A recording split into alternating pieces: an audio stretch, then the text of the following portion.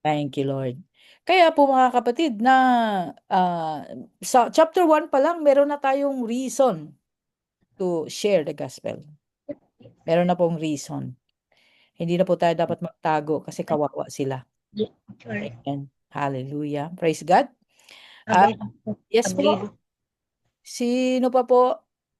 Okay. So, let us start and I would ask you to mute your microphones. Mute po. Thank you. Si Josie. Yes, Josie, nag-raise ka ng hand.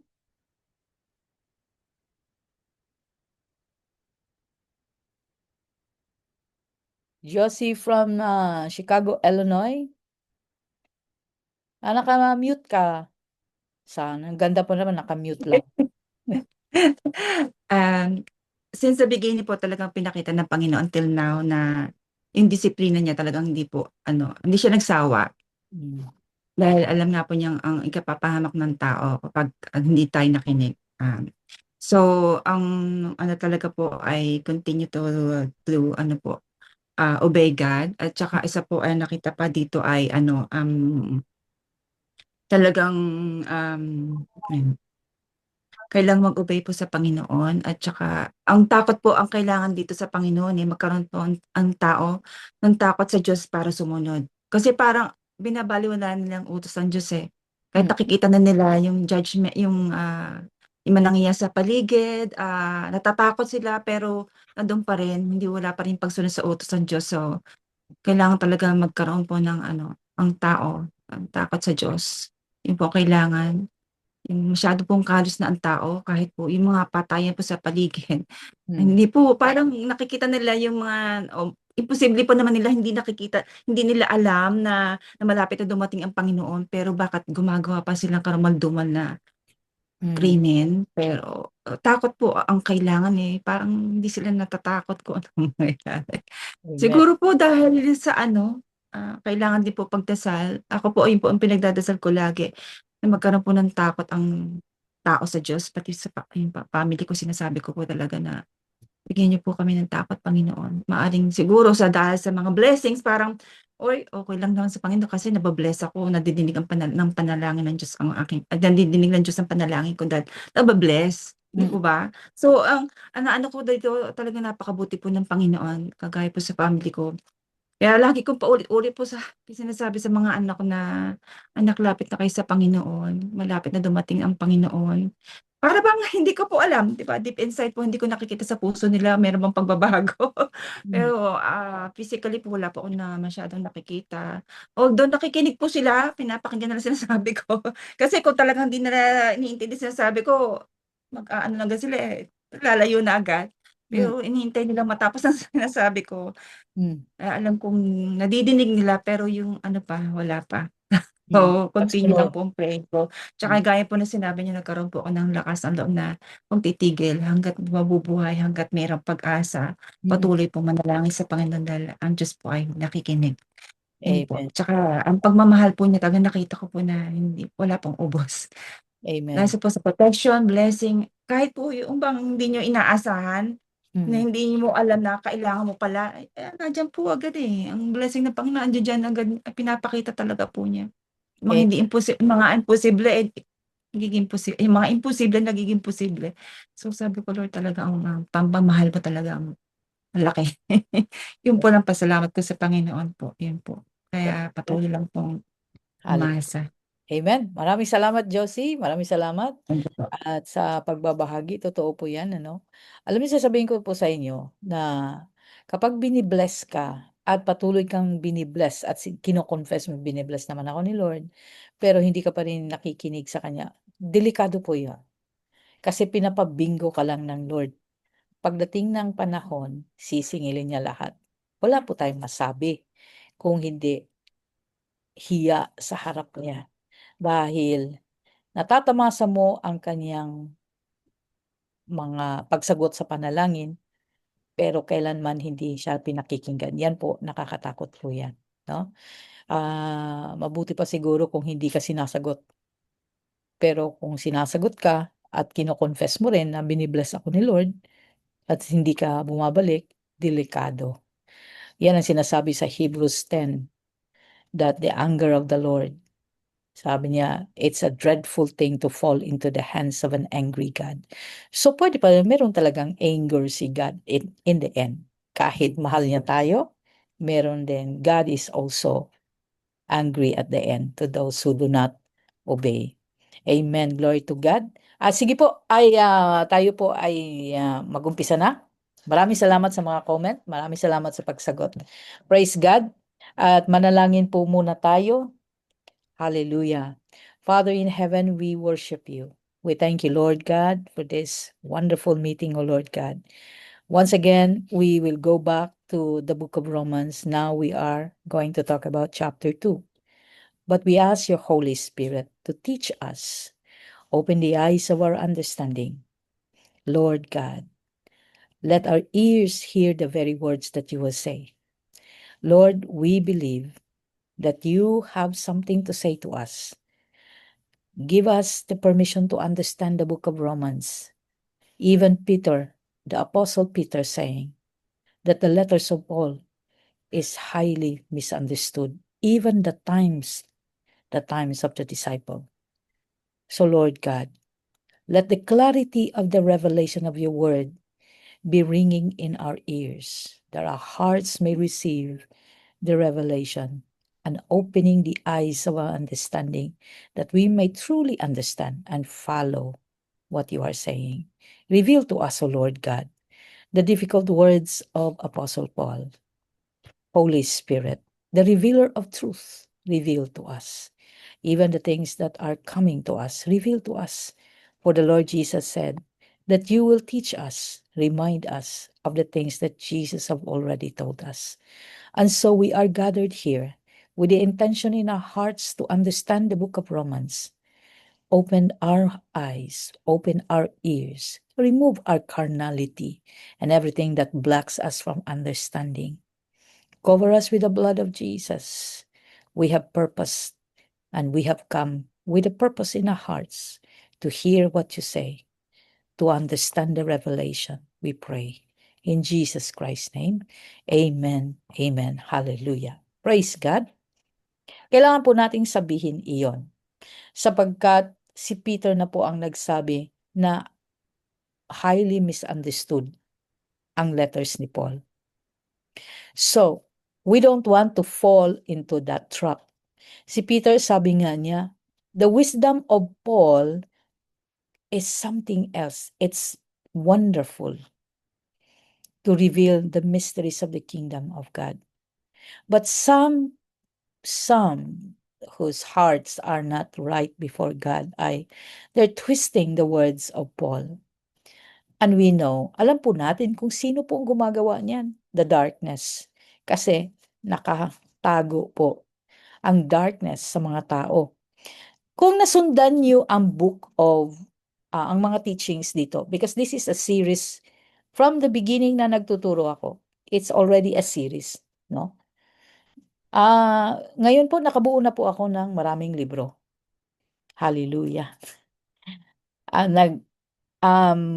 Kung naabutan niyo ang Book of Enoch, naabutan niyo din po ang the power of the blood, the power of the name, the Holy Spirit, no? Kapag pinagsama-sama po natin sila, kung nandun kayo sa teachings na yon, ay maunawaan mo ang the spiritual realm. Bakit nga ba ganon? We are always in the battle. We are always in the battle. Even when we read the scripture, we are always in the battle. May gumugulo sa ating isip. May gumugulo sa ating pagkaunawa. May gumugulo sa atin. Hindi tayo hinahayaan. Hindi tayo nilulubayan. Kaya, the battles in the spirit is constant. Hindi nyo ba natanong yon? Bakit ganon? May mga taong pasaway talaga. Hindi ka na lang pinabayaan. Hindi ka na lang hinayaan na sa gusto mo. Meron talagang sumusubok sa iyong pananampalataya, sa iyong dapat gustong gawin, no? Maraming ganyan because you are constantly in the battle. Hallelujah. Praise God. Are you ready for chapter 2? chapter 2. Bago tayo mag-chapter 2, i-recap ko lang po kasi medyo malayo po siya sa chapter 1. Oh, 'di ba? Kaya medyo mag-recap muna tayo ng chapter 1, no? At sabi nga natin, kinuha natin kanina na ano yung na-gets ninyo sa chapter 1 at maganda po. Ang pinaka-highlight po sa chapter 1 ay to spread the gospel and to tell the whole world that God's anger is already posing, no? Na nandiyan na ang galit ng Panginoon sa mga ayaw nag-acknowledge sa Kanya. Because the invisible qualities of God is already been revealed, His divine nature. Kaya mabasa mo yun sa verse 18 to 20. Ang sabi nga dyan, but God shows His anger from heaven against all sinful, wicked people who suppress the truth by their wickedness. Kaya sabi ko nga sa'yo, bakit marami talagang nangungulit sa'yo? Bakit pinipigilan ka na makilala ang Panginoon? Bakit pinagtatawanan ng faith mo? Bakit ka sinusubok? No? Sapagkat there are sinful, wicked people who suppress the truth. Na nagsasabi sa'yo, hindi totoo yan. Naku, maniwala ka. Namatay na lang ang lola ko, yan ang sinasabi. Darating na si Lord. Kaya kami na born again noon, pero hanggang namatay na lang siya. Ngayon, nandito lang nagkaapo na ako, hindi pa dumating si Lord. Parang hindi na darating si Lord. Meron pong nagsabing ganyan. Grabe, ano? Sabi ko, wala kang pasensya. Buti nga, hindi dumating kaagad si Lord. Sabi ko sa kanya. Kasi kung dumating kaagad si Lord, sigurado ko hindi ka makakasama. Sabi niya, bakit? Kasi hindi ka pa rin nagbago. Ganyan pa rin ang ugali mo. Mapaghusga, mapagkutya, maraming complain. Ang Biblia po ay ayaw na nang nagko-complain tayo. Sinasabihan tayong wag mag-complain but endure. Kaya may mga wicked people that suppresses the truth. Kung merong nagpipreach ng gospel of truth, sinasabi nila anong ibig sabihin ng nakasaad sa Biblia. At with the demonstration of the power of the Holy Spirit to prove the truth.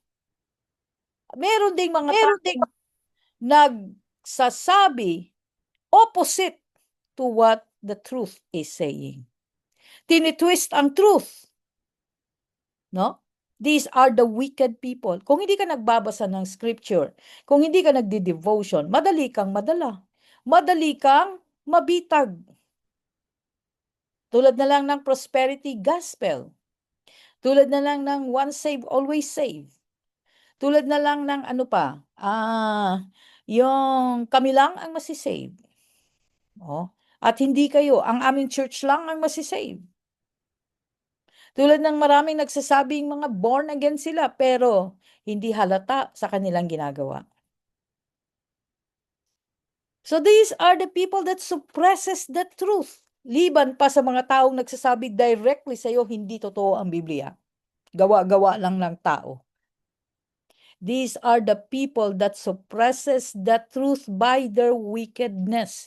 Meron na ngayon nga nagsasabi na hindi naman ganyan ang love of God, hindi ganyan. Ganyan ba si Lord? Tinatakwil ba niya? Mapili ba siya? Pinipili lang niya yung gusto niya? Kasi ang definition ng love nila is tanggapin kung sino sila. But that's not what the Bible says. Mayroon din nagsasabi niyang obsolete na ang commandments of God. Pero mga Kristiyano ito. Sabi nila, kung Kristiyano ka, bakit mo ino-obsolete ang batas ng Diyos? These are the people that suppresses the truth by their wickedness. Kaya nga kailangan mong maging watchful ka. Kailangan mong alamin mo ang iyong pananampalataya, alamin mo kung sino ang Diyos mo, alamin mo ang sinasabi ng iyong Diyos ayon sa Biblia. Hanggat hindi sinasabi ng Biblia, huwag mong tanggapin. Sabi, hindi naman ganyan ang sinasabi ng Biblia. Meron na diyang grupo na hindi naniniwala sa Holy Spirit. Hindi na raw akma ang Holy Spirit ngayon. These are the people that suppresses the truth. Dahil ang Holy Spirit, sa Kanya tayo iniwan ni Jesus. Siya ang guarantee ng ating salvation. Kung mawala ang Holy Spirit, paano tayo nagkakaroon ng guarantee of our salvation? Paano pa tayo masisave? Wala na palang garantiya. Kung tanggalin natin ang Holy Spirit, ang ibig sabihin, tinanggal mo ang iyong garantiya. So, paano ka pa na-save? By grace. Ay. By grace. Dahil maraming misinterpretation and misuse of grace of God. Those are sinful, wicked people who suppresses the truth by their weaknesses. Why? Because they deny the truth. They deny what is written in the Bible. Kaya nga may mga doktrina ng mga taong mga churches. Bakit? Because there are certain things in the Bible that they do not agree. Yun yung doktrina. And we don't have doctrine. Ang ating doktrina po mga kapatid ay pag-ibig. That's a doctrine na nilalakaran namin ni Bishop. Love. Love like Jesus. Kaya sabi niya, they know the truth about God because He has made it obvious to them. For ever since the world has created, people have seen the earth and the sky. O nakita nga natin ang nagpapawid. Hindi lang. Palabasin mo muna tayo, please. Teka, sorry po.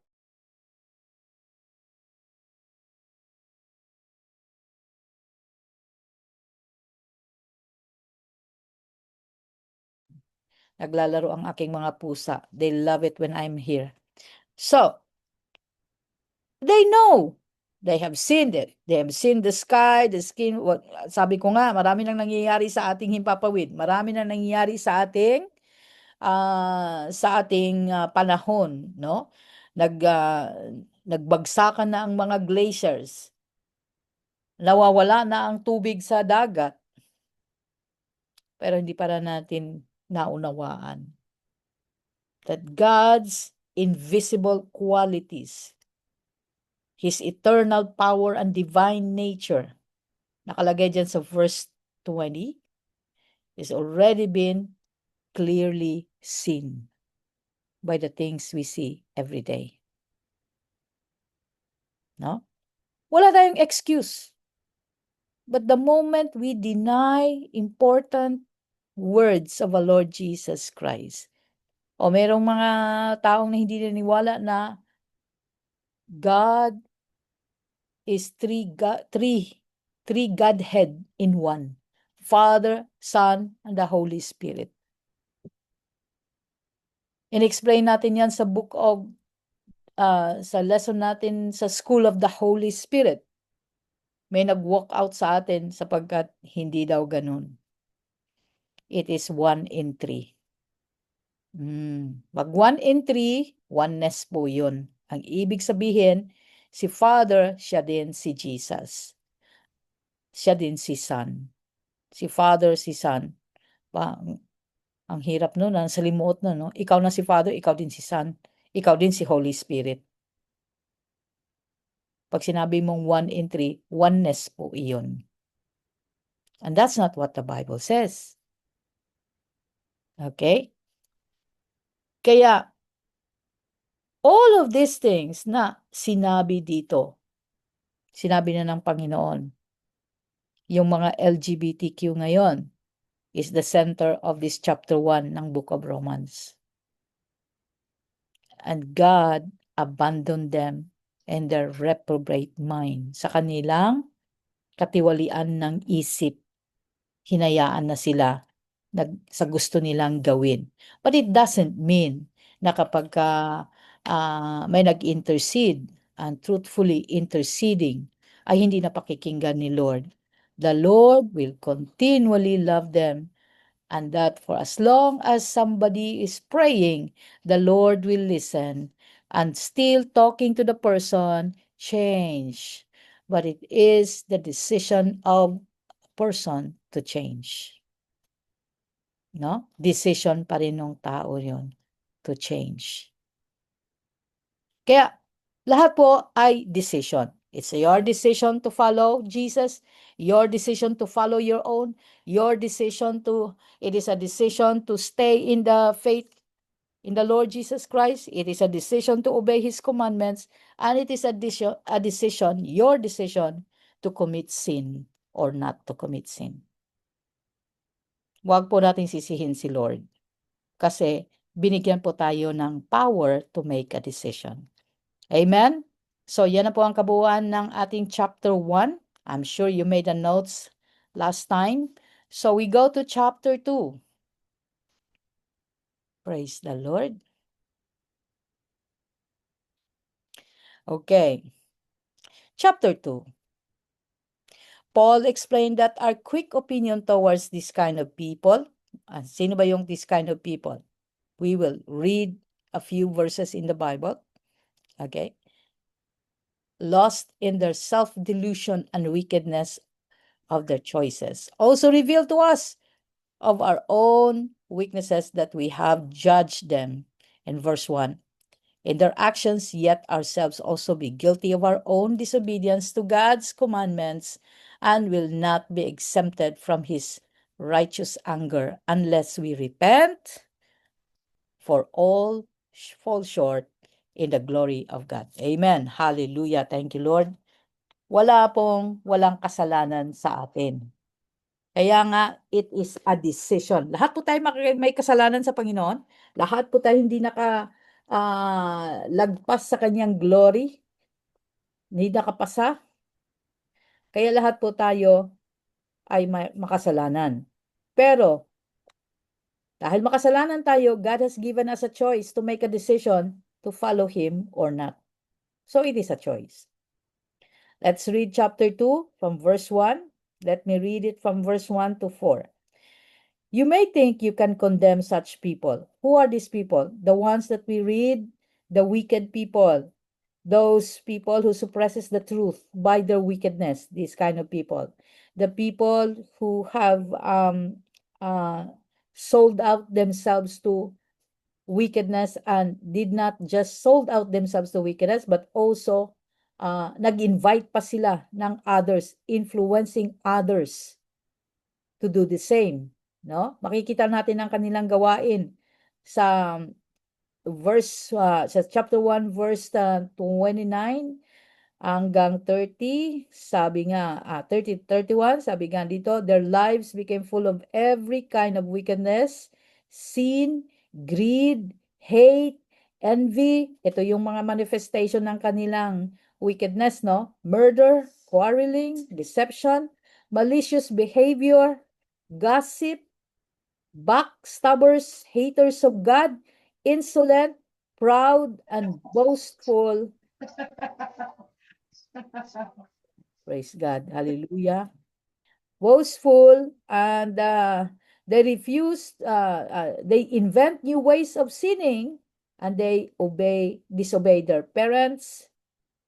They refuse to understand, break their promises, heartless, no mercy. These are the manifestation. They deserve to die, no? They know that in God's justice, they deserve to die. But they encourage others to do the same. Akala kasi nila, kayang-kaya nilang labanan ng Panginoon. But, come to think of it, in chapter 2, sabi niya, you may think that you can condemn such people. Hindi ba, merong pagka tinitingnan natin ng panahon natin, ano? Pag may nakita tayo na nagagalit tayo sa kanilang ginagawa kasi nakikita natin ang kamalian, nagkakaroon tayo ng kaisipan na hindi maganda laban sa kanila. We are condemning those people because of their wickedness. Pero that's the problem. Nagkakaroon tayo ng ganong kaisipan, samantalang si God naman ay binibigyan sila ng pag-asa. Binibigyan sila kasi habang buhay ang tao, ibig sabihin noon may pag-asa. May pag-asang magbago. Pero may sinasabi natin, may naririnig ako, no? Na sinasabi ng mga tao na Wala ng pag-asa yan, talamak na ang kanyang kasamaan. We are judging, yet we are not the judge. Hindi tayo judge. Kahit gaano kasama ang tao, hindi tayo judge. Kaya huwag tayong mag-isip ng ganun. Pag naisip natin yon, we are judging. Kaya sabi ni Paul dito, you may think you can condemn them, condemn such people, but you are just as bad and you have no excuse. Kaya wag po tayo mag-judge kasi wala pong nakatungtong sa glory ni God. We all fall short. Nalaglag tayo. Hindi tayo nakatungtong doon. Kaya siguro maisip natin na, ay hindi naman ako ganun kasama. Alam mo, ang pagiging masama, malaki o maliit, isa lang ang tawag, masama. Di ba? Isa lang ang tawag doon, masama. Kaya we are as bad as they are. Kaya wala tayong excuse. Kaya dapat tayo mahabag. Nakahabagan tayo ng Lord. When you say, sabi dito ni Paul, when you say they are wicked and should be punished, you are condemning yourself, for you who judge others do this very same thing. Kaya hindi tayo pwedeng mang-judge kahit sino, kahit ano pa ang ginawa niya, kahit karumal-dumal. Isipin mo na lang ganito. Ano hindi ka maka-judge, pastora? Nakikita mo yung pagiging critic natin, critical mind natin, kahit na sabihin mong tama ang sinasabi mo, pero you are no different from that person. Dahil sa critical mind mo na nakikita mo yung ginagawa niya at nag-judge ka, nag-o-object ka doon sa ginagawa niya, imbis na ipagpipray mo siya. Ang sabi ni Paul, ganun din ang ginagawa mo. Parehas lang kayo makasalanan. Yung nagnakaw ng 1,000,000 at nagnakaw ng walang kakwenta-kwentang ballpen, isa lang ang tawag doon, magnanakaw. Parehas lang. Yung nang-rape at yung iniisip sa isip, inire-rape ka sa isip, malaswa ang kaisipan, parehas lang yun. Ang tawag doon, kalaswaan. Sabi ni Jesus. No? Iniisip mo pa lang ang kasalanan, kasalanan na, sabi ni Jesus. Kaya, the same thing, hindi tayo pwedeng mag-judge.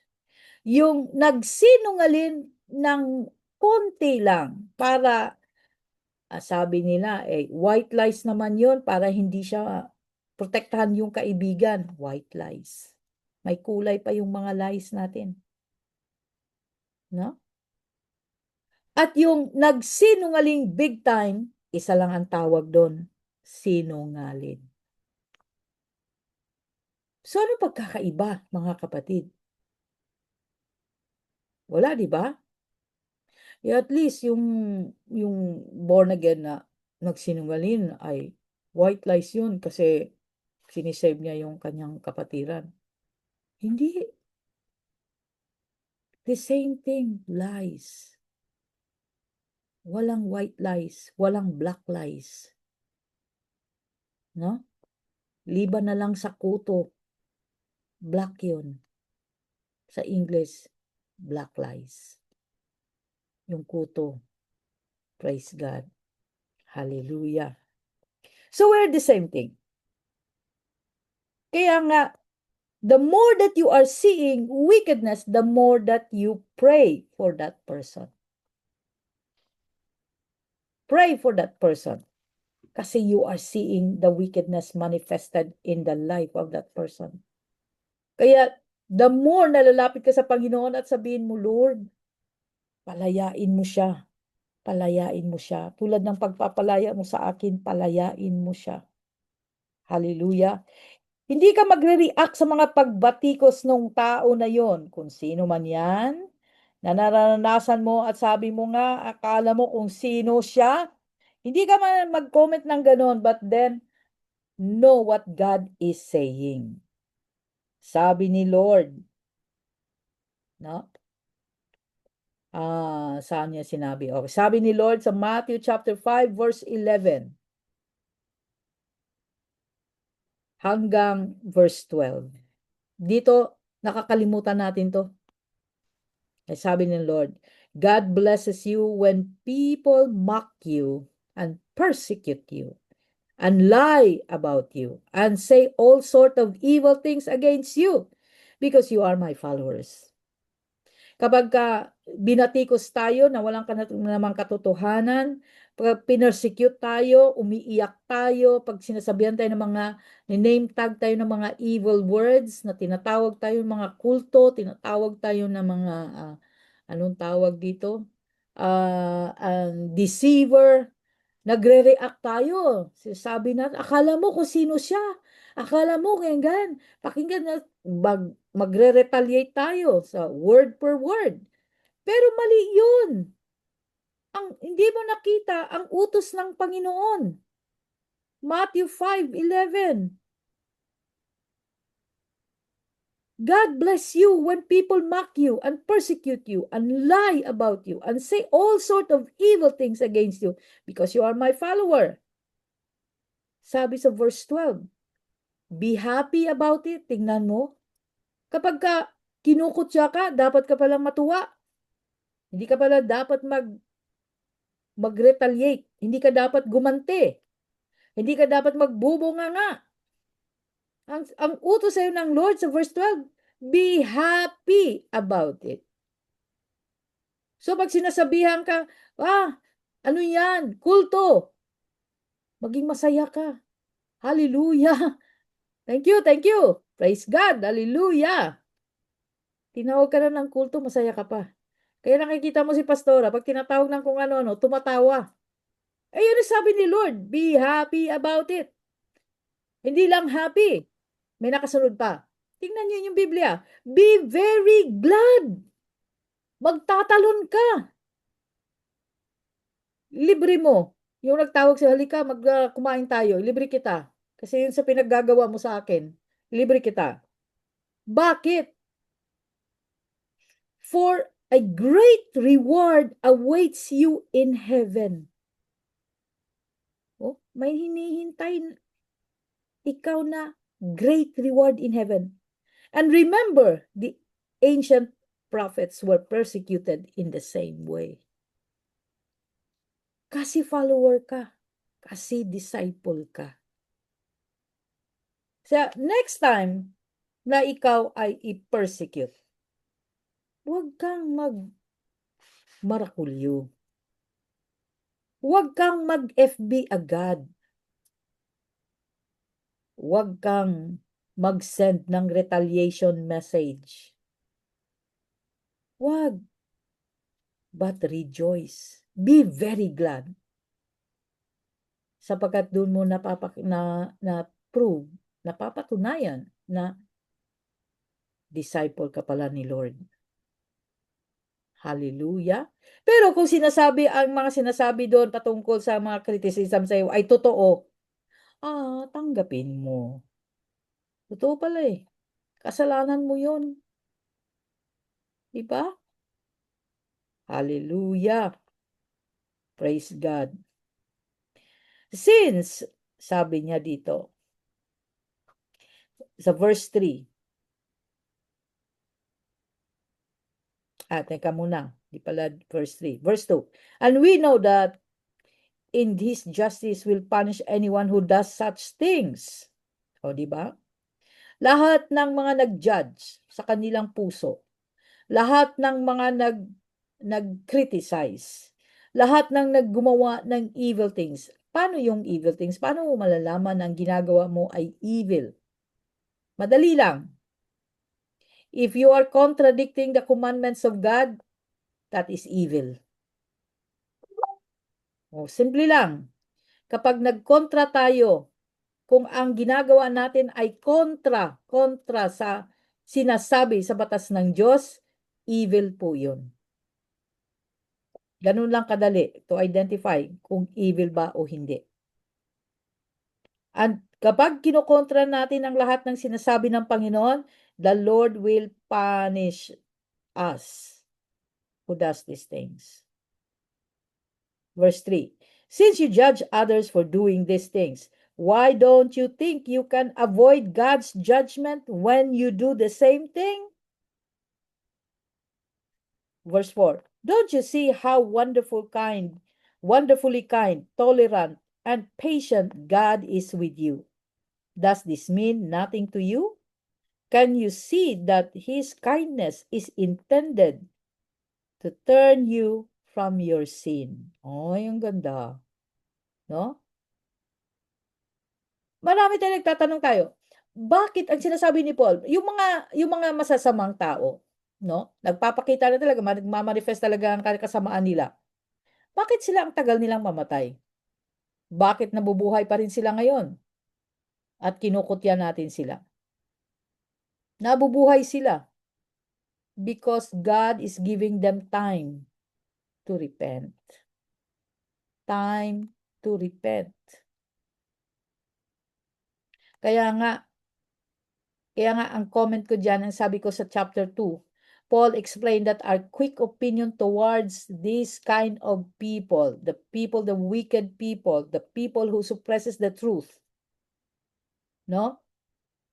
This kind of people lost in their self-delusion. O nawala na kasi sila sa sarili nila. And wickedness of their choices also revealed to us that of our own weaknesses, that we have judged them in their actions, yet we ourselves are also guilty of our own disobedience to God's commandments and will not be exempted from His righteous anger unless we repent. For all fall short in the glory of God. Lahat nagkasala. Kaya pag sinabi mo, naku, alam mo, kaya ka ganyan, kasi ganyan, wala kang devotion. Ikaw, nagdi-devotion ka ba? Guilty ka rin. Kasi hindi naman talaga, ipag-pray mo lang. Bakit natin sinasabing ipag-pray mo lang, pero hindi natin ginagawa? Hindi totally pinag-pray. O kaya sabihin mo, sis, pinag-pray kita, pero hindi totoo. No? Bukang bibig lang yung pag-pray, pero hindi mo talaga pinag-pray. Praise God. Paul made an important statement for us to remember that the kindness, tolerance, and the patience of God towards the sinner is intended for us to come to our senses and realize our need for Him, that we should return and be reconciled to Him. Yung paghihintay ng Panginoon na magbabago ka is a long patience of God. You have a lifetime. God gave us a lifetime to change. Buong buhay natin ang hinintay tayo ng Panginoon. Buong buhay natin. God is waiting for us. Ganun ka-patient si Lord. May mga times sa buhay natin na hinayahan tayo ng Lord dahil sa ating rebellious mind. Dahil ayaw nating makinig sa Kanya. Pero kapag pinapanalangin ka, sometime in your life, bigla ka na lang magising. At sabi, uy, malayo na talaga ako. Kailangan ko na si Lord. Dapat magpasalamat ka.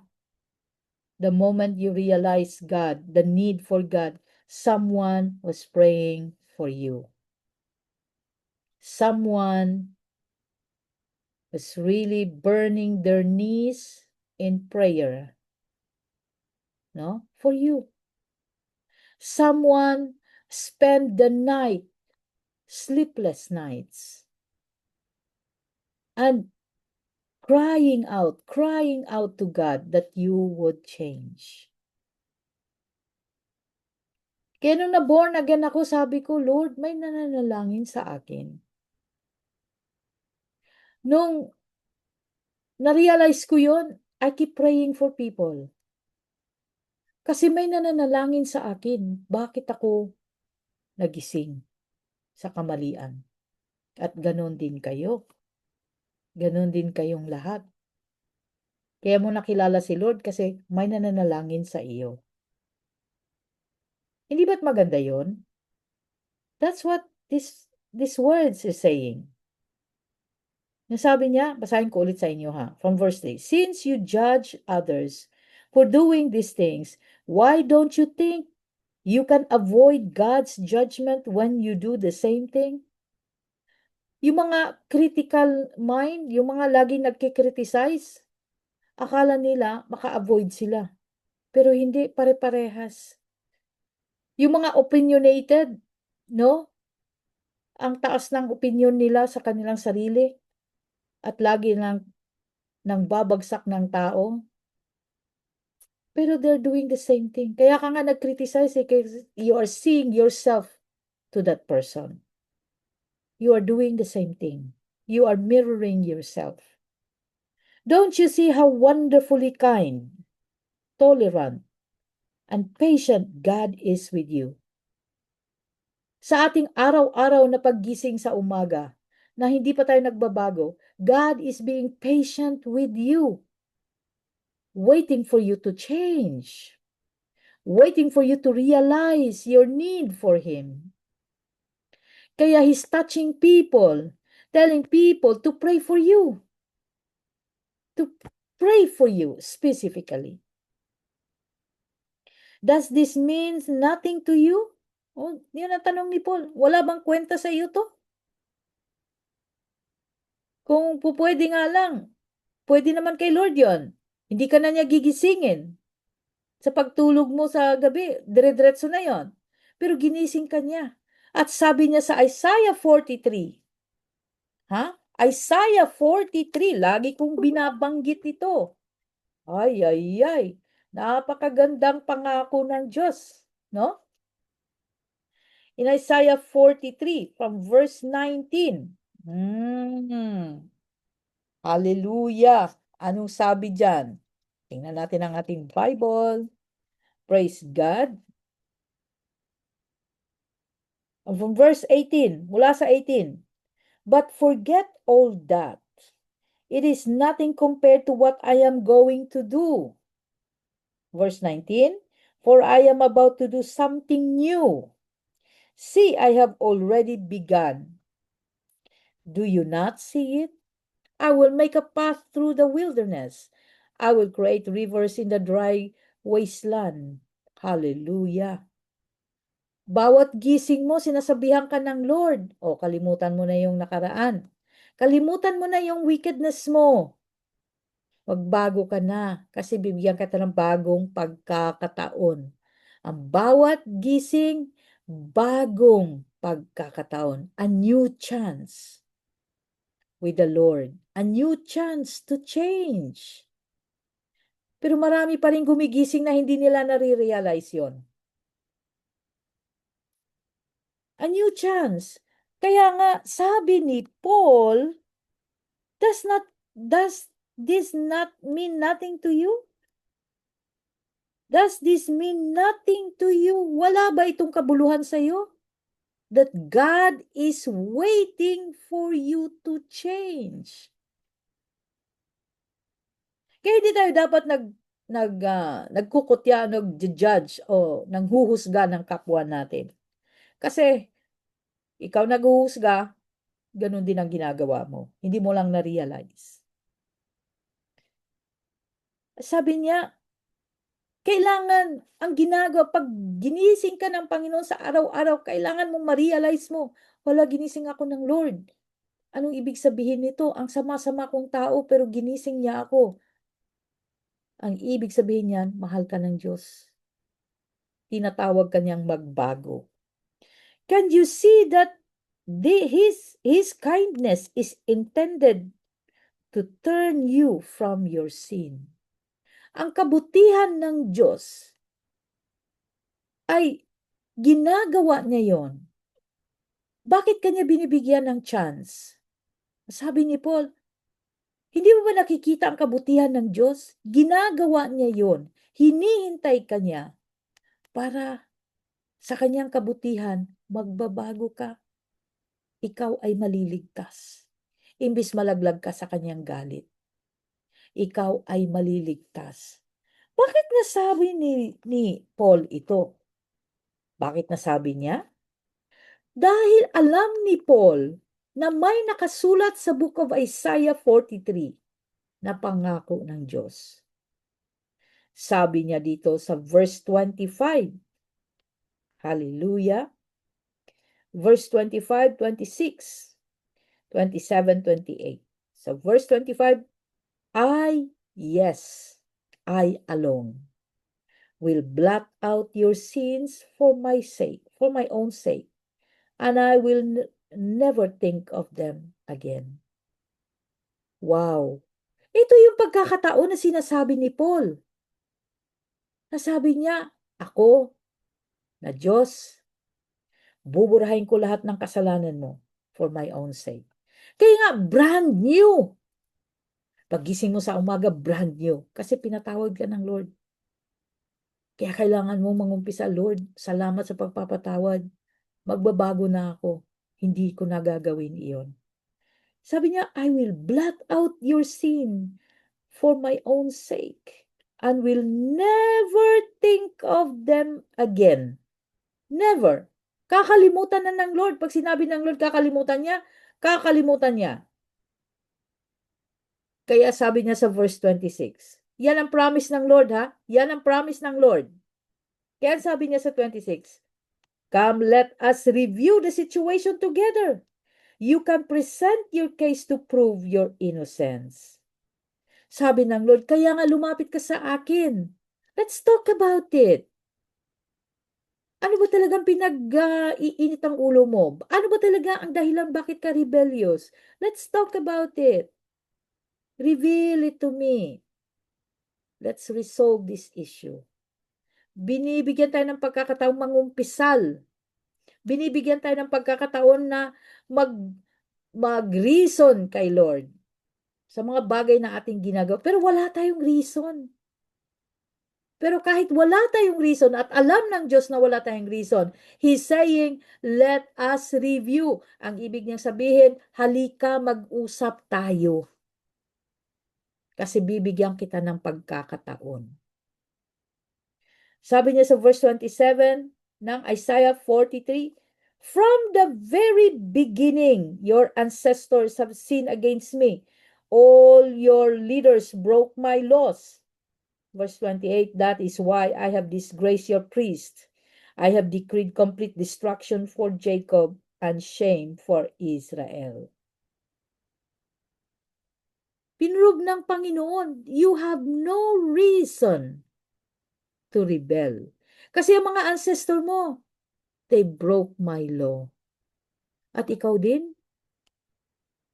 Kahit na yung mga nauna sa atin, they broke the law. God is giving you a chance to change. Napakaganda. Yun ang ibig sabihin nito.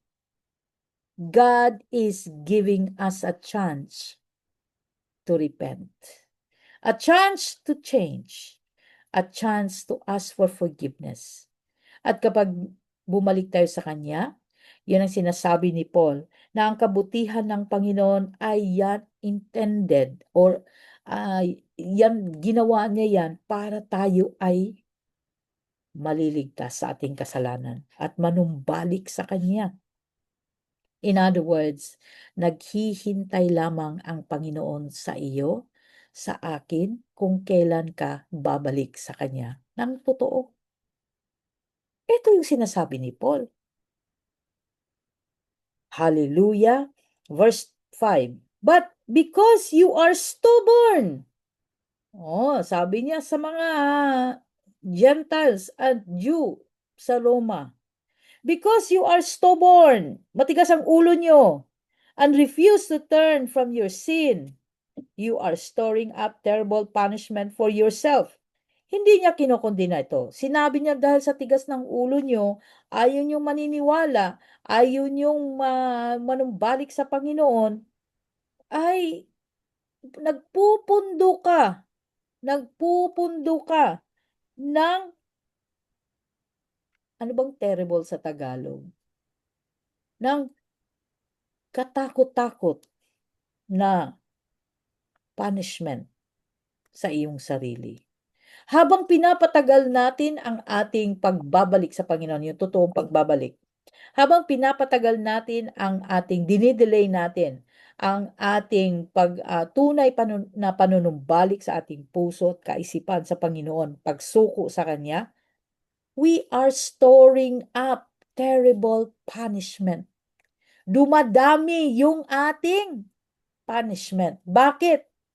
Dumadami din ang accusations. Bakit? Because every day, it is recorded of what you are doing. Lahat tayo, nire-record kung ano yung ginagawa natin. Kung ang ginagawa natin ay puro kasamaan, yun ang record mo. Yun ang record mo. Nakasulat lahat ng ginagawa natin. Kaya sabi niya, you are storing up terrible punishment for yourself. Nire-record kasi yun, lahat ng ginawa mo, lahat ng sinabi mo, no? Puntahan natin, ha? Paano na nalalaman na ito ay nire-record? Matthew 12. Hallelujah. Isulat ninyo dyan sa, nakalagay dyan sa verse 5. Okay? You are storing up terrible punishment for yourself. No? Ang Matthew 12:37. Ang Matthew 12, hindi lang 37 pala. Sorry. From 35 to 37. Anong sabi dyan?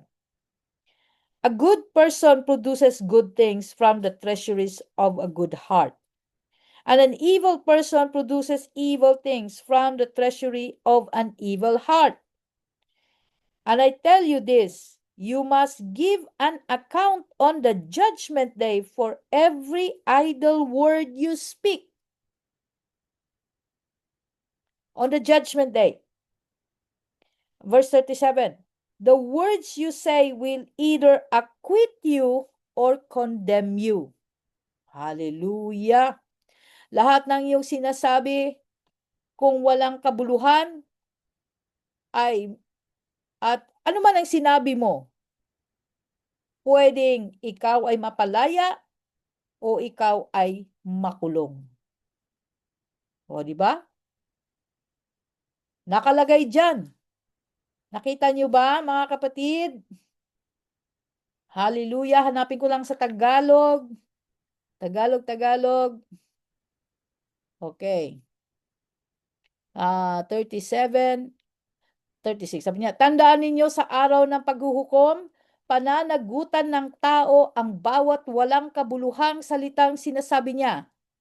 Mapawalang sala ka o mapaparusahan batay sa iyong mga salita.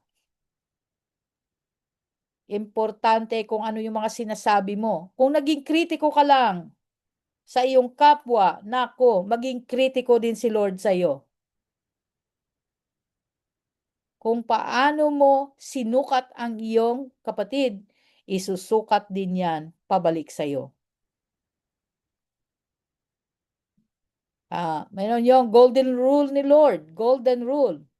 Whatever you have done, hindi. Ano ba yung golden rule? Do unto others what you want others do to you. Ano man ang gusto mong gawin ng kapwa mo sa'yo, gawin mo sa kanya. No? That is the golden rule.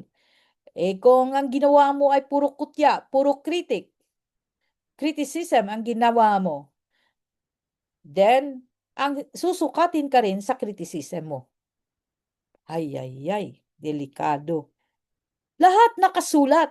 Ayon dyan sa ating binasa sa Matthew 12, from verse 35 to 37, lahat tayo accountable sa ating mga sinasabi, sa ating mga ginagawa. Naka-record po ang lahat. Kaya, sulat mo yan sa tabi ng Romans 2, chapter 2, verse 5, ang Matthew 12, 35 to 37. That's what it means. You are storing up terrible punishment for yourself. For a day of anger is coming. The judgment day. A day of anger is coming, when God's righteous judgment will be revealed. Verse 6. He will judge anyone according to what they have done. Oh!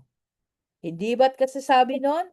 Binasa natin, balikan natin ang Matthew 12, 35, 36. Sabi nga dito, 37, sabi niya, a good person produces the good things from the treasuries of the good heart, and the evil person produces evil things from the treasuries of the evil heart.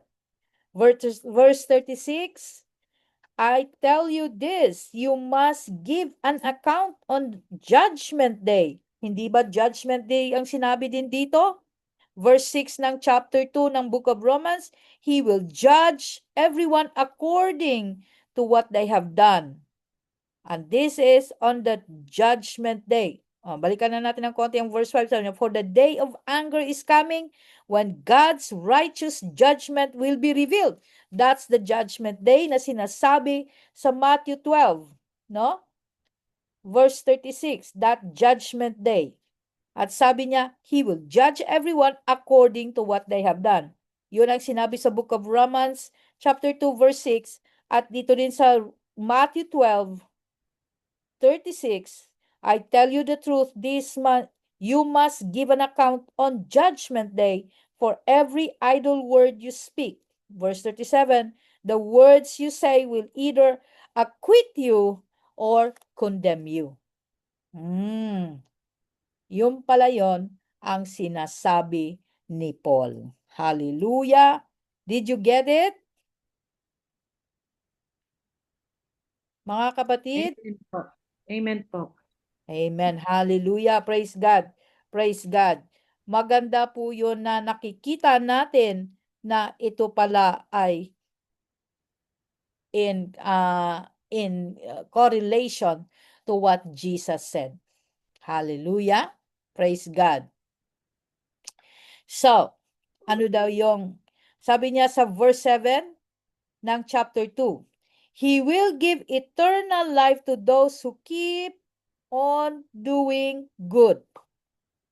He will give eternal life to those who keep on doing good, seeking after the glory and honor and immortality that God offers. Kailangan mag-focus tayo sa binibigay sa ino-offer ni God. Ano daw ang ino-offer ni God? Honor and glory, honor, and immortality. Ito ang ino-offer ni God, sabi ni Paul. 3. Glory, honor, and immortality. Yun ang magiging goal natin. That the Lord will show me His glory. The Lord will honor me. And eventually, you will receive immortality. Kasi yun naman talaga dapat tayo eh. From the beginning, we were immortal. Pero nagkasala si Adam at Eva, naging mortal tayo. Nawala ang immortality. But when He will pour out His anger and wrath on those who live for themselves, who refuse to obey the truth, and instead live lives of the wickedness, there will be trouble and calamity for everyone who keeps on doing what is evil. Ano sinasabi niya? Kung patuloy tayo na we go against God, kung patuloy tayo magkakasala, refusing to obey the truth, dito sa buhay natin, ngayon, dito sa earth, sabi niya sa verse 9, we will have trouble, calamity, for everyone who keeps doing what is evil. For the Jew first, and then for the Gentiles. O, nakasulat dyan. Pati Jew. Hindi exempted ang Jew dahil sila ay pinili ng Lord? No, they're not exempted. Kahit pinili pa sila ni Lord, kahit pinili ka ni Lord, kahit hindi ka naman sumusunod, laglag ka pa rin doon sa punishment. Okay. Mamaya, basahin ko lang muna. But there will be glory and honor and peace from God for all who do good. For the Jew first, and also for the Gentiles. For God does not show favoritism. Kahit pinili ang Israel, sabi ni Paul, kahit pinili pa ang Israel, ako Hudyo, kahit pinili pa kami ni Lord, ang aming tribo, ang aming country, hindi kami exempted from obeying the law. Hanggat hindi namin ginagawa ang sinasabi sa batas ng Diyos, hindi namin ito isinasabuhay. Same thing ang mangyayari sa amin. Punishment will come upon us. Sa amin una, sapagat bakit laging sinabing for the Jew first, then for the Gentiles? Bakit for the Jew first? Kasi sa Hudyo, binigay kay Moses ang batas at si Moses ay Hudyo. Ipinagkaloob unang-una ang batas sa mga Hudyo bago ibinigay sa Hintil. Kaya ang unang-unang maparusahan, Hudyo. Ang binigyan ng batas. At ganun din ang mga Hintil. Sapagkat kahit hindi sila binigyan ng batas, meron silang konsensya na nagsasabi kung anong tama o mali. E paano yung pinili ang mali? Ito lang masasabi ko na tayong mga Hintil. Hanggat hindi ka nagsasabon ng safeguard, wala kang konsensya. Praise God, hallelujah. Seryoso sila, oh. Sinulat din nila, kung di ka nagsasabon ng safeguard, walang konsensya. Hallelujah. Praise God. Kayo naman, masyado kang seryoso dyan, ha? Dot, dot, dot, dot. O, sige, sige. Hallelujah. Ayan, praise God. At when the Gentiles sin, ito pag ang Hintil ay nagkamali, they will be destroyed. Oo, kahit wala silang Moses, no? Wala naman silang, kasi si Moses ay isang Hudyo, hindi naman siya Hintil. So wala tayong Moses. Pag sinabi kong walang Moses, walang batas na binigay sa atin. Ayan. Even though they never had God's written law, the Jew who do have God's law will be judged by the law when they fail to obey it.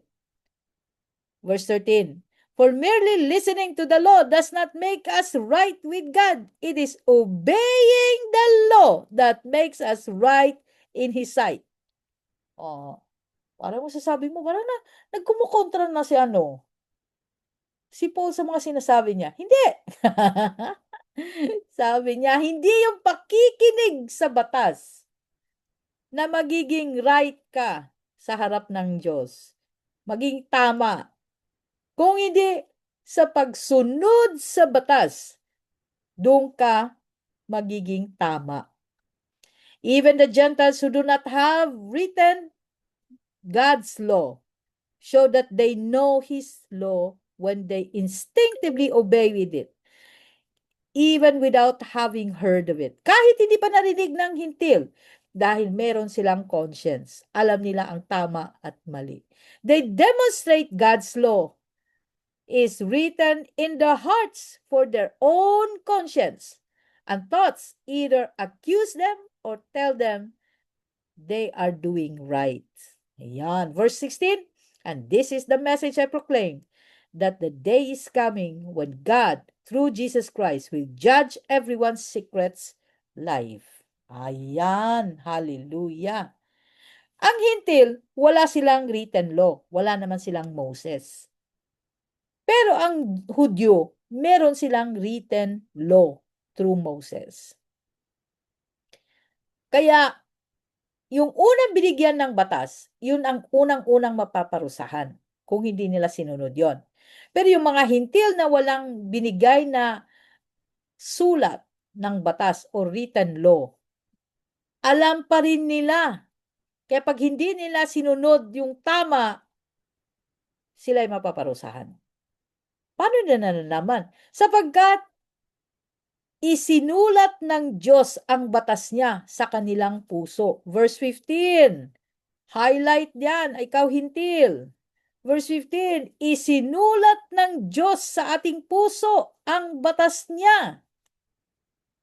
Kaya tayo may conscience. Kaya ang ating thoughts nagsasabi, ang ating isip nagsasabi kung ano ang tama at mali. Dahil sa ating conscience. O highlight mo yan, verse 15, na kahit pala hindi ako Hudyo, alam ko ang batas ng Diyos dahil alam ko ang tama at mali. Ang kanyang batas ay isinulat na sa aking kokote. O, di ba? Praise God. O, summarize natin ito. Konti lang. Sabi na ni Paul dito, Paul's details in God's reward or punishment. Reward or punishment. Reward for those who obey, punishment for those who disobey. Your stubbornness and refusal to repent is storing up terrible punishment. That's a verse 5a. For God's anger will come and he will righteously, not righteous, righteously judge will be revealed. Verse 5b, and he will judge everyone according to what they have done. Dito naman sa reward for those who obey. Ito, reward, punishment ng mga nag-disobey. Yung mga matigas ang ulo. Ang reward naman sa mga nag-obey, eternal life. Ay, yan. I-mark nyo yung verse 17. Yan, reward yan sa nag-obey. Eternal life is given to those who keep on doing good, seeking the glory and honor and immortality that God offers. Okay? Pangalawa, punishment. God will pour out His anger and wrath on those who live for themselves, refuse to obey the truth, and live lives of wickedness sa verse 8. So, alam mo na kaagad ang punishment kung na-fall ka dito. Punishment pala ito. No? Kaya kailangan ayusin ko ang buhay ko. If you're living for yourself, nako. Ano yun? Galit si Lord doon. Yung mga sakim sa buhay. Yung mga selfish. Sila lang. Refusing to obey the truth, galit din si Lord dyan. There will be trouble and calamity for everyone. Nagkamali ako. Everyone yan, mga kapatid. At i-correct ko na nga. Teka, i-correct natin dito. Kasi para mawala. Mali din yung makopya nyo. Teka, wait. Ay, nawala. Nawala nga. Praise God. Ayan. Asa na yun?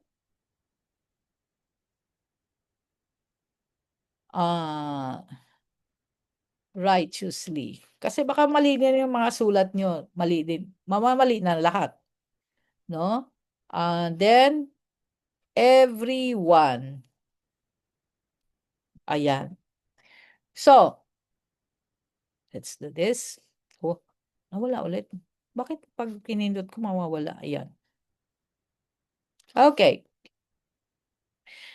So, there will be trouble and calamity for everyone who keeps on doing what is evil. For the Jew first and the Gentiles. Laging merong ganyan. Jew first, then Gentiles. Verse 9. I-mark nyo yung verse 9. So, lahat ng punishment, i-mark nyo with a different color. Ito, punishment yan. Okay? And then, sa reward na nag-obey, ito. There will be glory and honor and peace from God to those who do good, for the Jew first and for the Gentiles. Verse 10. Ano daw when we keep on doing good, doing good, ang ibig sabihin nun, sinusunod mo ang batas ng Diyos. Magkakaroon ka ng, there will be glory, honor, and peace. Kaya magiging masagana ang buhay mo eh. Because God will, as promised already sa verse 10, according to the letters of Paul, nangako na siya. Okay. The law is for everyone. The law is for everyone. Hallelujah. Pero we'll talk about this law for everyone next time. Dahil 9:50 na. I want to give a chance for Q&A. Okay? So, mga kapatid, is there any question? Tell me, any question? May tanong po ba? O nagdudot-dot pa rin kayo? Pastora, Yes po. paano po yun na ini-invite mo na siya tapos sandali. Oo. Sorry po. Ini-invite mo na po siya. Alam mo na Christian siya, tapos ini-invite mo na siya na sinishare mo na siya kasi na siya din nagsabi na ano siya, born again. Mhm. Tapos inisharean mo siya kasi lumayo siya sa Panginoon. Tapos ini-invite mo siya, tapos mag-church, tapos sasabihin niya, tapos sinisharean mo siya, tapos sasabihin niya na, alam ko naman yun nagkamali ako, alam ko naman yun na lumayo ako sa Panginoon. Pero, ulit-ulit mo siyang ini-invite, hindi pa rin po siya nagre-response.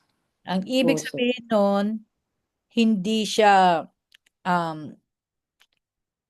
ready to reconcile to God.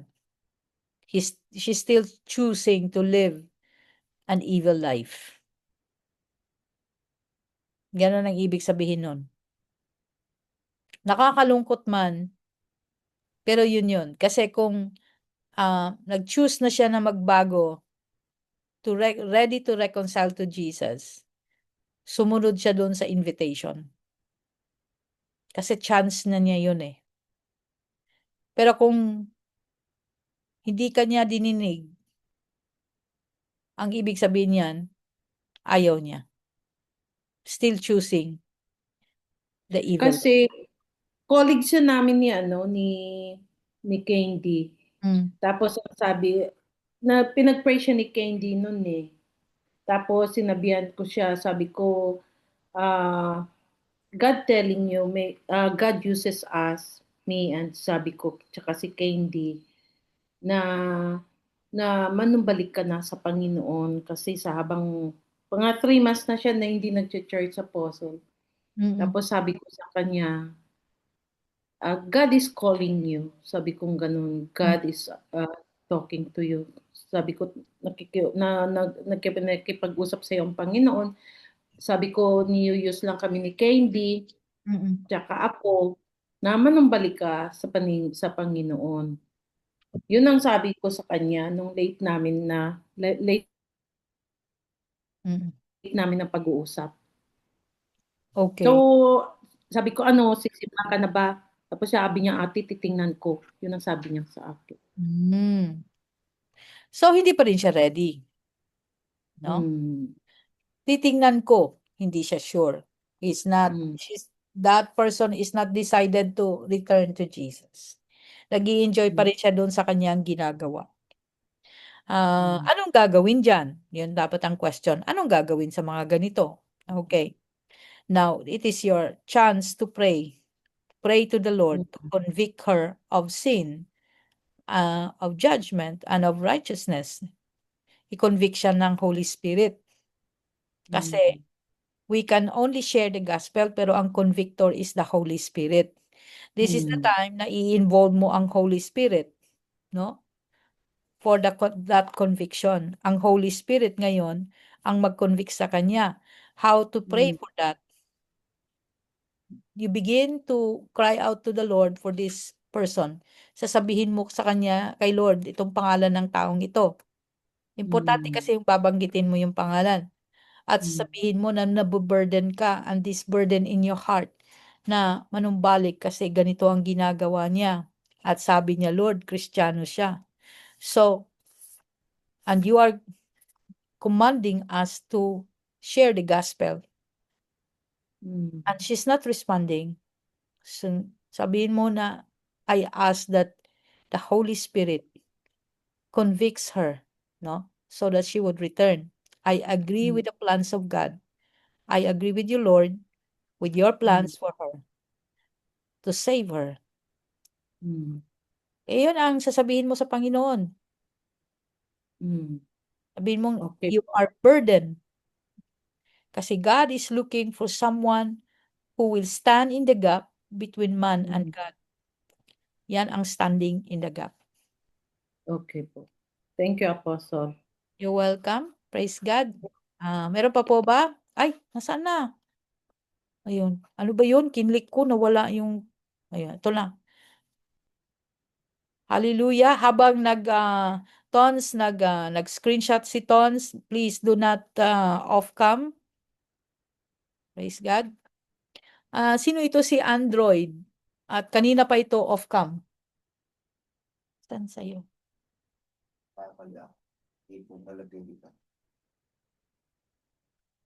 Ayan. Hallelujah. Si Levi. Okay. Is there any other question? Meron pa pong mga tanong? Meron pa po ba? Wala na tanong? Naku. Pag natapos tayo sa chapter 2, meron pala. Hindi po, Pastora. Yes, Robert. Agree po, Pastora. Pastora, dito po sa chapter 2, nagbasa ko ito sapagkat ang iyong sarili. Pastora, gusto ko lang pong mas malalim yung maintindihan. Yung katulad ko, kunyari, kasi meron po akong kaibigan na sa Mormons. Sinabihan ko po siya na gusto ko siyang hikayatin sa born again. Nasabi ko sa kanya Chapi. mali yung pastora, dahil sa hinahatulan ko siyang nagkakamali siya. Ano po ba yun? Yung bang pagkasabi ko siya na mali, opinion ko ba po ba yun? Or yung ginagayad ako ng Holy Spirit? Okay. Depende kasi yon kung paano mo dineliver yung word. Maaring ginaid ka ng Holy Spirit para kausapin siya, no? To show the truth. Pero depende kasi kung paano mo dineliver yung truth. Paano mo dineliver yung word, no? Kung nakaramdam siya ng condemnation, then salita mo yun. Kasi kung ang Holy Spirit ang gumabay sa iyo sa iyong pananalita, pwede kasi yun eh. Ang Holy Spirit dapat ang nagsasalita through your lips, no? Ay peace and comfort ang mararanasan niya. Pero kung ang nakikinig sa iyo ay naramdaman niyang condemnation, then it is you. Bagamat narinig mo yon, pero hindi mo pinagbigyan ng Holy Spirit to deliver the word through your lips. Ganon ang ano doon. Doon mo malalaman. Kaya nga sinasabi natin, huwag kang makipag-debate, huwag kang makipagtalo, no? Bagkus wait for the timing of God. Pag si Lord ang nagsasalita through you, walang pagtatalo. But peace. Dati ko balik ganito po kasi yung pastora, ang naging unang usapan namin, tinanong niya ako kung ano ang saan ako kuan anong religion ko. Sabi ko, born again Christian ako. Ah, bali question niya yung yung paniniwala ko. Then nag-backfire lang ako sa kanya. Parang hindi ko naman siya gustong insultuhin or maliitin yung paniniwala niya, pero yung pinagtanggol ko yung sa akin. Then inas ko sa kanya kung paano niya ba nakilala ang Panginoon. Kung paano niya pagkakilala niya kay Jesus Christ. Yun po yung naging sakbo ng tutuan namin. Then alam kung naging Choppy. naging open ba siya sa kulang yung pagpapaliwanag ko. Kaya yun po. Yun po, bali pastor nga, nasabi ko po sa kanya yung kasi question niya nga po yung religion ko. Then sinabi ko po sa kanya yung kung anong religion ang kinakasakon ko, born again ako. Then doon ako nagsimula yung tanungan na kung gaano ko kilala ang Panginoon at ano sa kanya ang Panginoon, Hesus Kristo. Yun, doon po yung tanungan. Kaya yun po, nabanggit ko niya na hindi ko naman po siya gustong maliitin sa paniniwala niya o sa kinabibilangan niya. Pero syempre po, bilang isang born again Christian, parang paglalaban ko po yung paniniwala ko dahil doon po ako naging mas kampante. Amen. Pero hindi na po umabot sa palalim na Oo. Okay. That's okay, no? That's okay kasi he was trying to convince you, no, to leave your faith. Iwanan ang faith mo. At ikaw ay you are defending, sabi mo nga, you are defending. But as I said, whether we are defending our faith, if we're speaking the truth, allow God to speak the truth. Pagka may mga ganyang usapan, kapatid, ang unang gagawin mo is not to answer quickly, but rather to pray. Pray sa heart mo that the Lord will protect you by His blood. Kasi that the devil will not deceive you. Unang-una yan, cover you with the blood. Pangalawa, you ask for the Spirit of the Father to give you wisdom para sagutin yung mga tanong niya o sagutin yung mga sinasabi niya. Kapag ang Spirit of the Father gives you an answer sa bawat tanong nila o sa bawat akusasyon nila sa iyong pananampalataya, the Spirit of the Father will speak through your mouth to silence them. Yun ang sinasabi ni Jesus, na darating ang panahon that they will bring you to the synagogue, no, to question your faith. But don't worry. The Spirit of the Father will come and to give you utterance and you know what you have to say. Si Jesus mismo ang nagsabi niyan. So, yun ang gagawin niyo mga kapatid. Hindi yung makipag-debate kayo. Pigilan niyo, hold your horses. Pag sinabi niyong hold your horses, pigilan niyo ang inyong emosyon. Kasi kung minsan talaga kapag may kumukutyat sa ating Panginoong Hesukristo at ang ating pananampalataya sa Kanya, parang may nagtatakbuhang mga kabayo dyan sa ating dibdib. Di ba? Kaya talian mo yan. Kaya sabihin mo, hold your horses. Huwag ka kaagad na matisod sa kanila kasi yun ang udyok ng demonyo na maging emotional ka. But rather, first, alam naman natin na ang Mormons is a religion and we don't believe in the religion. First, cover yourself with the blood of Jesus to protect you. I-confess mo, Lord, naiinis ako dito sa tao na to. Naiinis ako sa mga sinasabi nito. Kinukumpisal ko. Let me love him. Kasi ang utos sa'yo ng Panginoon is to love. So, Pangalawa, give me the Spirit of the Father that will speak through my mouth. Ayan. Ganun po ang pakikipag-usap sa Panginoon. And wait, bigla ka namang magsasalita niyan. When the Spirit of the Father comes to you, bubuksan niya yung bibig mo, and you will speak the truth na ikaw mismo mamangha sa sinabi mo. Ganun yung Spirit of the Father. O, di ba? Marami kasing ginagawa, maraming pangalan ang Holy Spirit na hindi natin alam. But if you are in the school of the Holy Spirit, you should have known these things. Ginamit mo yung mga pangalan ng Holy Spirit. Di ba? One of the name of the Holy Spirit is the Spirit of the Father. Yun ang nagbibigay ng salita mismo para sabihin. Glory to God.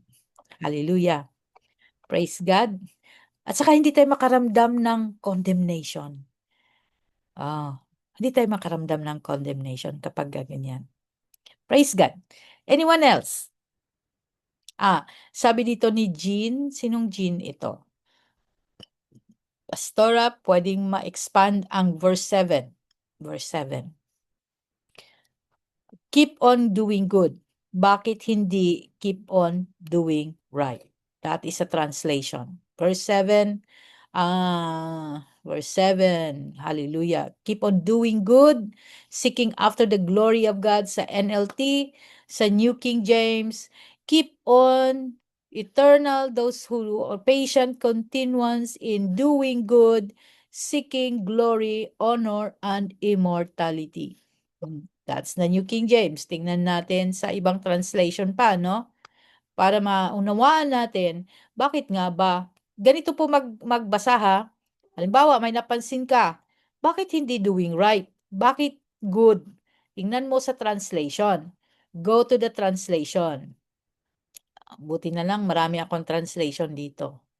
Okay, verse 7. Sa Amplified. Ang Amplified, hindi siya translation, but rather expanding the Word of God. No. Pagka hindi mo makita sa translation, punta ka sa Amplified version. To those who by patience, persistence, teka, ipakita natin. Okay, can you see my Bible? Yes. Thank you. Okay, this is my Bible. You have the Amplified version and you have the New King James version. So, punta ka sa verse 7. Sabi dito, to those who by patient persistence in well-doing. Pag nakalagay ng bracket dyan, expansion yan, in-expand niya ko anong ibig sabihin ng by patience persistence in well-doing, springing from piety. Piety yung religiosity. No? Seek, unseen, but sure. Pag sinabi mong seek what is unseen. Hanapin yung hindi nakikita. But sure glory. Yun ang pagkabasa niyan. Hanapin, seek the unseen, sure glory. Hallelujah. And honor and the eternal blessedness of immortality. He will give eternal life. Piety, good works. Springing up from good works. Kaya nga, good ang ginamit niya. Okay? Kailangan mong i-expand. So, pag may questions ka sa mga verse na ginamit, o sa mga words na ginamit, no? Ano man yung words na yan, adverb ba yan, o verbs ba yan, o pronoun ba yan, begin to look at to different translation. Kung wala sa translation, kung pare-parehas rin na sinasabi sa translation, go to Amplified version. Doon mo makikita. So, well-doing or good work is coming from your yung ginagawa mo. springing from piety, meaning yung actions, good actions, nakikita nyo. Doing right is not in the action. Paano mo i-ano yon? Tingnan natin we have another way of looking at it sa commentaries. Pwede mo ring tingnan yan sa commentaries. No? Doing right is following the commandments of God. That is doing right. Pero hindi yun ang gusto nang ipakita ang sinasabi ni Paul dito eh. Mismo yung action mo. Mismo yung gagawin mo. Yun ang ibig niya sabihin. Okay? Naunawaan po ba? Praise the Lord. Thank you, Lord. Tahimik kayo, tahimik. Ano pa? Hello? May question pa ba? So, pinakita na natin how to look into the words. Huwag kayo may mag-rely sa commentaries ha. Ang commentaries is just opinion of people. Opinion din lang po yan. Huwag niyong igiit ang commentaries. Opinion lang po yan. Okay, ng mga scholars. It doesn't mean na yun na talaga. Opinion lang po yun. So you would have an idea. Pero pag tinignan natin sa mga expanded translation, makita natin, ito pala yung gusto niyang sabihin. Hallelujah. Okay. Anything else? Wala na? Praise God. Praise God. I think I have only one discussion sa chapter 2. Isang discussion na lang ba? Mahaba-haba pa pala. Pagkatapos ng chapter 2, magkaroon po tayo ng quiz. No? Mag-a-ask na po ako ng question. Kasi hindi tayo magmamadali.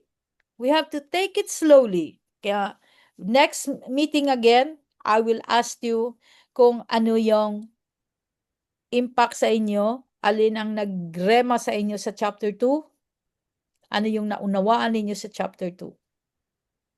Okay, in the next meeting, bago tayo mag-umpisa, pagkatapos natin sa chapter 2, we will have the quiz. Sabi ko sa iyo, may quiz ang pagtuturo na ito. This is not to grade you. This is to know if you are truly understanding. Kung naunawaan. Doing good is heavenly. Doing right is earthly. Or based sa opinion ng tao. Tama po ba? Doing baliktad. Yung kasi doing good, action mo yun, what you are doing right now. No? Yun yung ginagawa mo ngayon. Pero pag sinabi mong doing right, meaning to obey the commandments of God, that is doing right. Choosing to obey the commandments of God. Because there's only one right thing to do, is to obey the commandments of God. Yun ang heavenly, doing right. Pero ang punto ni Paul dito is piety works. Yung ginagawa natin. Yung nakikita sa atin. Yun. Okay. Praise God. Is there any other question? Wala na po? Okay, maraming salamat at sige. We ask Jocelyn, can you pray for us?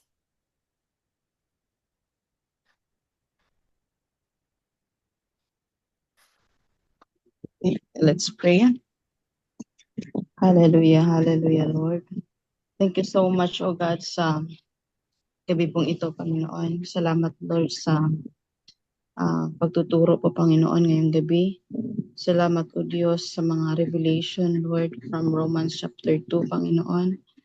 Lord, salamat po, Panginoon, sa patuloy na kapahayagan, Lord, sa bawat isa. Panginoon, dalangin po namin na patuloy mo pa po, Panginoon, na bigyan niyo pa po kami ng deep understanding, O God, about the book of Romans, Panginoon. Lord, salamat po maging sa buhay, Panginoon, ni Pastora Tess, na ginagamit mo, patuloy na ginagamit, O Diyos, na mas maunawaan pa namin, Panginoon, ang iyong mga salita, O Diyos. Lord, salamat po sa buhay niya.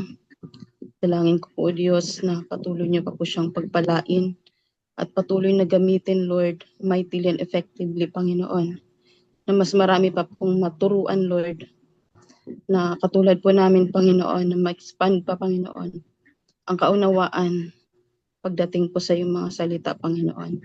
Lord, salamat sa buhay ng bawat isa. May you bless each and every one of us, Panginoon.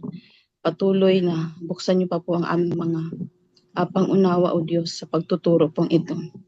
Lord, sa gabi pong ito, sa aming pagtulog, Panginoon, may you possess our body, our soul, and our spirit.